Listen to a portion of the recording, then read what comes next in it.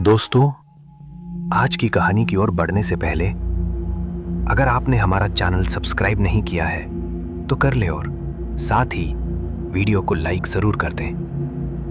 दोस्तों, मैं आज जो कहानी सुनाने जा रहा हूँ वो कोई मनगढ़ंत किस्सा नहीं है। ये मेरे साथ घटा एक ऐसा हादसा है जिसने मेरी जिंदगी ही नहीं, मेरे हंसने तक को बदल दिया। आज भी अगर कोई पूछता है तुम इतना चुप क्यों रहते हो, तो मैं बस इतना कहता हूँ, हंसना मना है। क्योंकि उस रात मैंने हंसने की एक बहुत बड़ी सजा भुगती थी। तो चलिए बढ़ते हैं आज की कहानी की ओर। ये घटना है 2021 के जून महीने की, जब मैं झारखंड के चांडिल नाम की एक जगह से रांची लौट रहा था। मैं शादी का वीडियो शूट खत्म कर चुका था और साथ ही थोड़ा थका हुआ था, लेकिन रास्ता शांत और बहुत सुंदर था। रात के करीब 11 बजे मैं अकेले ही अपनी कार चला रहा था और हाईवे पूरा खाली था, साथ ही हल्की हल्की बारिश हो रही थी। तो मैंने म्यूज़िक सिस्टम बंद कर दिया और सिर्फ बारिश की आवाज़ सुन रहा था। पर तभी मैंने एक पॉडकास्ट चला लिया, कॉमेडी शो। हंसी मजाक की बात सुनते सुनते बीच में एक पल ऐसा आया जब मैं ज़ोर से हंस पड़ा। जैसे ही मैंने ज़ोर से हंसा तो मैंने देखा कार की हेडलाइट्स फ्लिकर करने लगी और साथ ही स्टीयरिंग थोड़ा भारी लगने लगा और अचानक एक आवाज़ गूंजी, जैसे किसी ने पास ही हंसते हुए दोहराया, हंसी अच्छी नहीं बेटा। ये सुनकर मैं चौंक गया और रुक कर देखा तो सड़क के किनारे एक पेड़ के नीचे एक बूढ़ी औरत बैठी थी, जिसका हुलिया सफ़ेद झुर्रीदार चेहरा, सूनी आंखें और होठों पर एक अजीब सी मुस्कान थी। तभी मैंने कार रोकी और पूछा, अम्मा इतनी रात को यहाँ क्या कर रही हैं? तभी उसने धीरे से कहा, तू हंसा क्यों? ये सुनकर मैंने बिना और कुछ बोले ही गाड़ी आगे बढ़ा दी, लेकिन मैंने देखा रास्ता अब पहले जैसा नहीं लग रहा था। जीपीएस में रोड तो दिख रही थी, लेकिन हकीकत में तो वो जंगल का कच्चा रास्ता था। मैंने मुड़ने की कोशिश की, लेकिन हर दिशा में बस पेड़ और अंधेरा था। तभी अचानक रेडियो ऑन हुआ और किसी बच्चे की हंसी गूंजने लगी, जैसे कोई मासूम हंस रहा हो। लेकिन वो हंसी कुछ देर बाद कर्कश और डरावनी हो गई और इसी के साथ में थोड़ा थोड़ा डरने लगा। लेकिन गाड़ी रुकने का नाम ही नहीं ले रही थी। अब मेरा शरीर जैसे जम सा गया था। वो पीछे बैठा साया धीरे धीरे मेरी तरफ झुका और फुसफुसाया, एक बार और हंस, मैं भी हंसूंगा।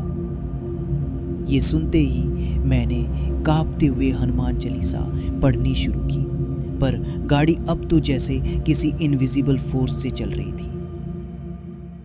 मुझे पता ही नहीं चला मैं किस जगह पहुंच गया, पर सामने दिखाई पड़ा कि एक पुराना सा बोर्ड लगा था, जिस पर लिखा था कि हंसी की सज़ा यही तय होती है। ये देखकर मैं और डर गया। मेरे सामने एक वीरान हवेली थी, टूटी सीढ़ियाँ, झूलता दरवाज़ा और चारों तरफ हंसते हुए चेहरे की पेंटिंग्स, जैसे हर चेहरा मुझे घूर रहा। मजबूरी में मैंने अंदर कदम रखा तो देखा दीवारों पर लिखा था कि जो हंसता है वो फंसता है। तभी एक दर्पण में मैंने खुद को देखा, लेकिन मेरा चेहरा नहीं था। वहां उस बूढ़ी औरत का चेहरा था। अब मैंने दरवाजा खोलने की कोशिश की, पर वो बंद हो चुका था। तभी एक बच्ची की हंसी फिर से गूंजी और बोली, चलो अब तुम्हारी बारी है। तभी कमरे में सारी लाइट्स बंद हो गई और अंधेरे में चारों तरफ से हंसी गूंज रही थी। अलग अलग स्वर, कोई बहुत बूढ़ा, कोई बहुत छोटा। मुझे महसूस हुआ जैसे दर्जनों साए मुझे घेर रहे हों। और फिर एक चेहरा मेरे बिल्कुल पास आ गया, जो कि वो वही बूढ़ी औरत थी।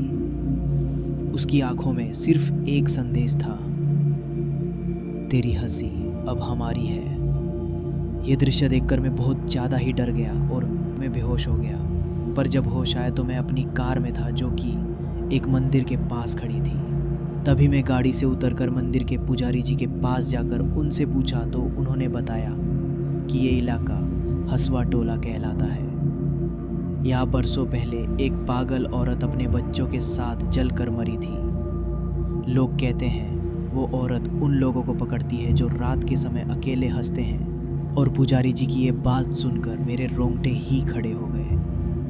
और अब रात के बाद से मैं बहुत बदल गया।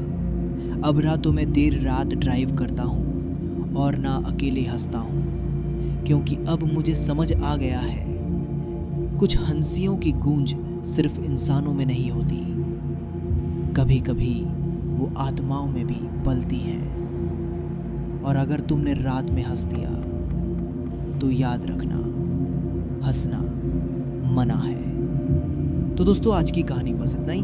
कहानी आपको पसंद आई हो तो वीडियो को लाइक शेयर ज़रूर कर दें। और मैं आपका दोस्त जल्दी मिलूंगा ऐसे ही एक और भूतिया कहानी के साथ।